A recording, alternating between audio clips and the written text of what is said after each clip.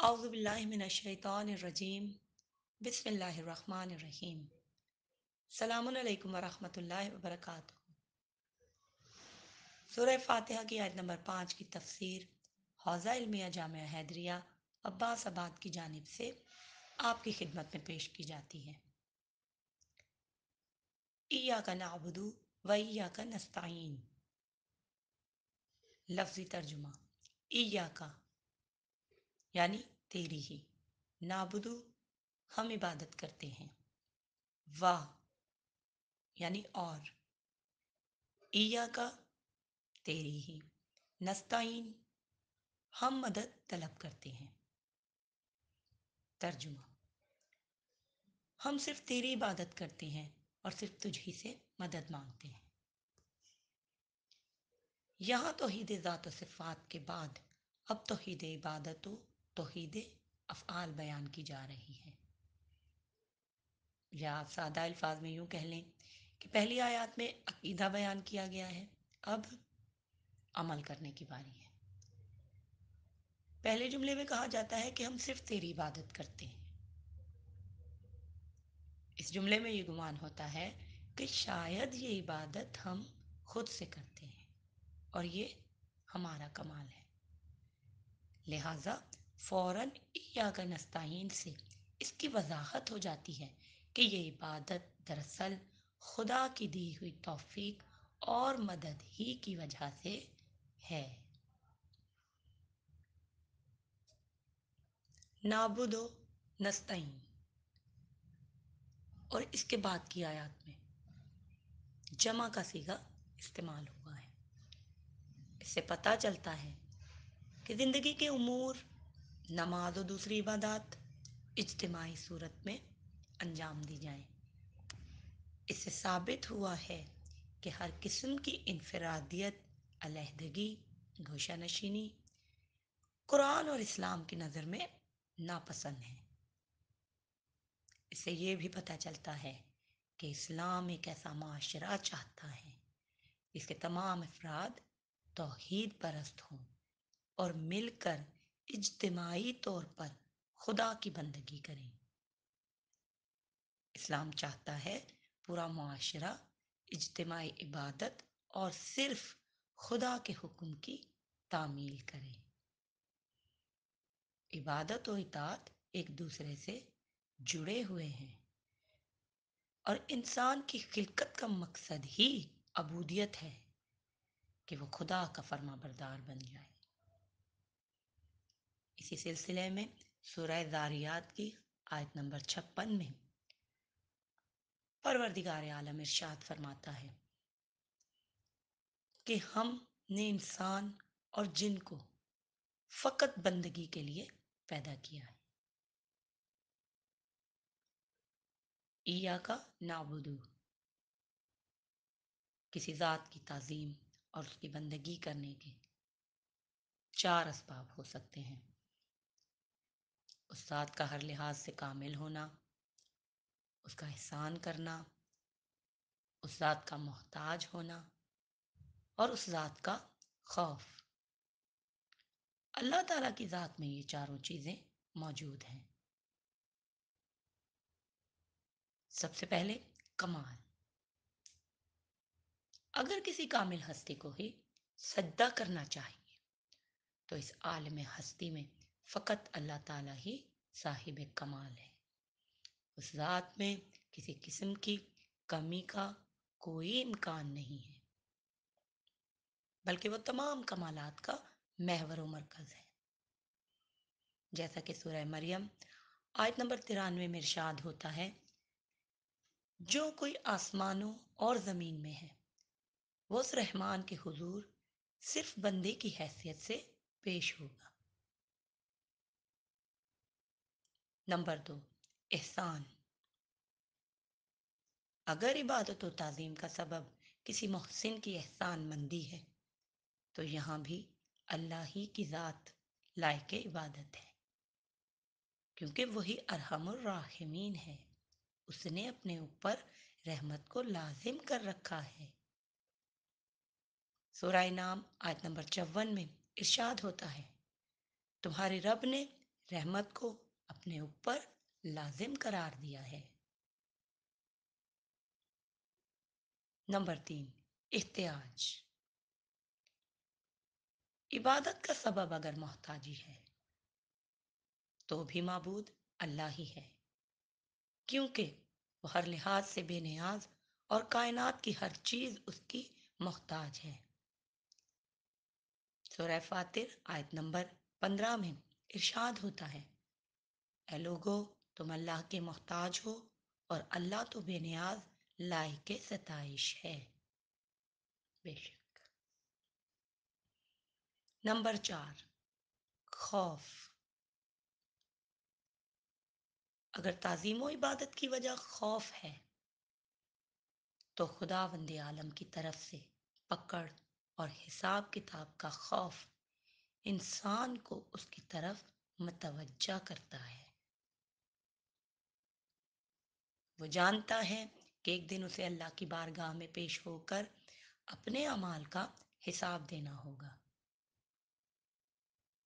سورہ جاثیہ آیت نمبر 15 میں ارشاد ہوتا ہے، جو نیکی کرتا ہے وہ اپنے لیے کرتا ہے اور جو برائی کا ارتکاب کرتا ہے اس کا عذاب اسی پر ہے، پھر تم اپنے پروردگار کی طرف لوٹائے جاؤ۔ پچھلی آیات میں عبادت کے یہ چاروں اسباب بیان ہو چکے ہیں۔ الحمدللہ سے کمال خداوندی ظاہر ہوتا ہے، یعنی خداوند عالم کمال کی اس منزل پر ہے کہ تمام حمد و ثنا صرف اسی کے لائق ہے۔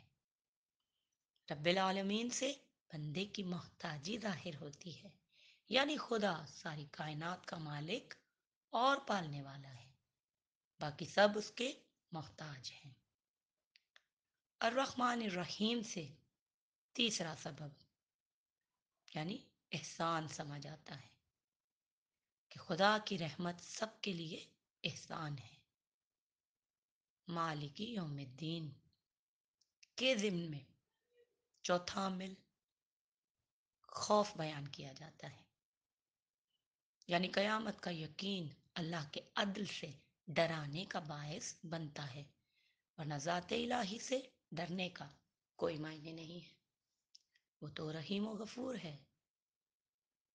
اور قرآن میں جس جگہ بھی تقویٰ کا لفظ استعمال ہوا ہے، اس سے مراد یہ ہے کہ خدا ہر جگہ حاضر ہے، لہٰذا اس کی عظمت کی حفاظت کرتے ہوئے اس کے سامنے گناہ نہ کرو۔ تقویٰ کا معنی ڈر ہرگز نہیں ہے، جیسا کہ بعض لوگ اتقوا کا ترجمہ تم ڈرو کرتے ہیں، یہ غلط ہے۔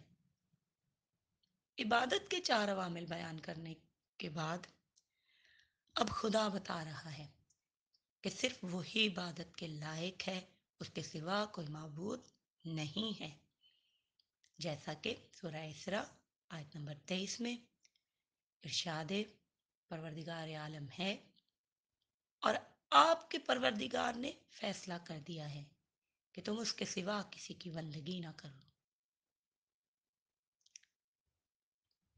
اس کے ساتھ ہی ہم عبادت کی تعریف بھی بیان کرتے چلیں۔ عبادت کے بارے میں کچھ لوگوں کو سمجھنے میں غلطی ہوئی ہے، وہ عبادت کی تعریف یوں کرتے ہیں، عبادت یعنی کسی کے تقرب اور اس کی شفاعت کے حصول کے لیے قلبی تعلق قائم کرنا۔ ان کے مطابق صرف دلی لگاؤ اور تعظیم کرنا بھی عبادت میں شامل ہے، اور اسی غلط تعریف کی بنیاد پر یہ لوگ اکثر مسلمانوں کو مشرک کہتے ہیں، جبکہ قرآن غیر خدا سے دلی لگاؤ اور تعظیم کرنے کی تلقین کرتا ہے۔ سورہ حج آیت نمبر 32 میں ارشاد ہوتا ہے، جو شاعر اللہ کا احترام کرتا ہے تو یہ دلوں کا تقویٰ ہے۔ والدین کی تعظیم کے بارے میں فرمایا، سورہ بنی اسرائیل آیت نمبر 24، اور ان کے لیے خاک ساری کے ساتھ اپنے کندھے جھکا دو۔ اب ہم عبادت کی صحیح تعریف کی جانب بڑھتے ہیں۔ قرآنی آیات کی روشنی میں عبادت کی اصل تعریف یہ ہے کہ کسی کو خالق یا رب تسلیم کر کے اس کی تعظیم کرنا۔ اگر خود لفظ عبادت کو دیکھا جائے تو اس کے معنی آسانی سے سمجھ آ جاتے ہیں۔ عبادت عبد سے نکلا ہے، اور عبد سے کہتے ہیں جس کا کوئی مالک ہو، اور جو شخص کسی چیز کا مالک ہوتا ہے وہی اس کا رب ہوتا ہے، لہذا عبادت رب کی ہوتی ہے۔ اگر کوئی رب نہیں ہے تو کوئی اس کا عبد بھی نہیں ہوگا، اور جب عبد نہیں ہے تو عبادت بھی نہیں ہوگی۔ اسی بات کی جانب سورہ آل عمران آیت نمبر 51 میں واضح طور پر بتایا گیا ہے، بے شک اللہ میرا رب ہے اور تمہارا بھی رب ہے، لہذا تم اس کی عبادت کرو، یہی سیدھا راستہ ہے۔ اور اس کے ساتھ ساتھ سورہ مریم آیت 65، سورہ حج آیت 77 اور سورہ انبیاء کی آیت 92 میں بھی یہی بتایا جا رہا ہے کہ چونکہ اللہ ہی تمہارا رب ہے لہذا تم اس کی عبادت کرو۔ اس سے صاف ظاہر ہوتا ہے کہ عبادت رب کی ہوتی ہے۔ بت پرست بھی بتوں کو اپنا رب مانتے تھے، پھر ان کی پوجا کرتے تھے، اسی لیے مشرک قرار پائے۔ رب کی طرح اپنا خالق تسلیم کر کے اللہ کی بندگی کرنا بھی عبادت ہے۔ چنانچہ اللہ تعالیٰ کا ارشاد ہے، سورہ انعام آیت نمبر 102، ترجمہ: یہی اللہ تمہارا پروردگار ہے، اس کے سوا کوئی معبود نہیں، اور وہ ہر چیز کا خالق ہے، لہذا اس کی عبادت کرو۔ یہاں پہ ہم ایک نقطہ کلیئر کرتے چلیں کہ مزارات اور مقامات مقدسہ کی تعظیم کرنا کسی طور بھی شرک نہیں ہے، کیونکہ یہ عمل نہ تو توحید ذات کے منافی ہے، نہ توحید صفات، نہ توحید افعال، اور نہ ہی توحید عبادت کے، بلکہ یہ عمل تعظیماً اور خدا کا قرب حاصل کرنے کے لیے کیا جاتا ہے، نہ کہ خود صاحب قبر کی عبادت مقصود ہوتی ہے۔ وَإِيَّاكَ نَسْتَعِينُ، غیر خدا سے مدد طلب کرنے کی دو صورتیں ہیں۔ پہلی یہ کہ جس سے مدد مانگی جا رہی ہے بندہ اسے خود مختار سمجھے کہ وہ بذات خود خلق کرتا ہے، رزق دیتا ہے، موت دیتا ہے وغیرہ، اور خدا تمام اختیارات اس کے حوالے کر کے خود لا تعلق ہو گیا ہے۔ در حقیقت یہ عقیدہ کفر اور شرک ہے، اور ائمہ نے اس عقیدے سے سختی سے منع کیا ہے۔ اب دوسری صورت یہ ہے کہ ہم سمجھیں کہ یہ ہمارے اور خدا کے درمیان وسیلہ ہیں، جیسا کہ خود خداوند متعال کا حکم بھی ہے سورہ مائدہ آیت نمبر 35 میں کہ اے ایمان والو اللہ سے ڈرو اور اس کا قرب پانے کا وسیلہ تلاش کرو۔ اس کے ساتھ ہی سورہ بنی اسرائیل آیت نمبر 57، وہ ہیں جو خود اپنے پروردگار سے تقرب کا وسیلہ طلب کرتے ہیں۔ اب یہ صورت عین توحید ہے، اور اس کا شرک و کفر سے کوئی تعلق نہیں ہے، اور ہمارا عقیدہ بھی یہی ہے کہ ائمہ معصومین علیہ السلام خدا کی بارگاہ میں ہمارا وسیلہ ہے، جیسا کہ آیت میں موجود وسیلہ بنانے کا واضح حکم ہے۔ غیر اللہ سے مدد طلب کرنے کا مطلب ہے کہ اس مدد کا رابطہ خدا کے ساتھ جڑا ہوا نہ ہو، اور اس مدد کرنے والے کو خدا کی اجازت بھی حاصل نہ ہو۔ لیکن اگر اس مدد کی اصل اللہ تعالیٰ سے ہو لیکن طلب کسی ایسے سے کی جا رہی ہو جسے خدا کی طرف سے اختیار دیا گیا ہو اور اجازت بھی حاصل ہو، تو یہ اللہ سے براہ راست مدد مانگنے جیسا ہی ہے، کیونکہ اصل اختیار دینے والا تو وہی خداوند واحد و احد ہے۔ चुनांचे सूरह निसा आयत नंबर 64 में इरशाद बारी ताला है, तर्जुमा। और जब ये लोग अपने आप पर जुल्म कर बैठे थे तो अगर आपकी खिदमत में हाजिर होकर अल्लाह से माफ़ी मांगते और रसूल भी उनके लिए मगफिरत की दुआ करते तो अल्लाह को तौबा कबूल करने वाला, रहम करने वाला पाते। यानी अल्लाह से तलब मगफिरत के लिए रसूल अल्लाह सल्लल्लाहु अलैहि वसल्लम के दरबार में हाजिर होकर उन्हें वसीला बनाना और वसीला बनकर रसूल करीम सल्लल्लाहु अलैहि वसल्लम का उनके लिए इस्तग़फ़ार करना हमारे अकीदे को साबित करने के लिए काफ़ी है।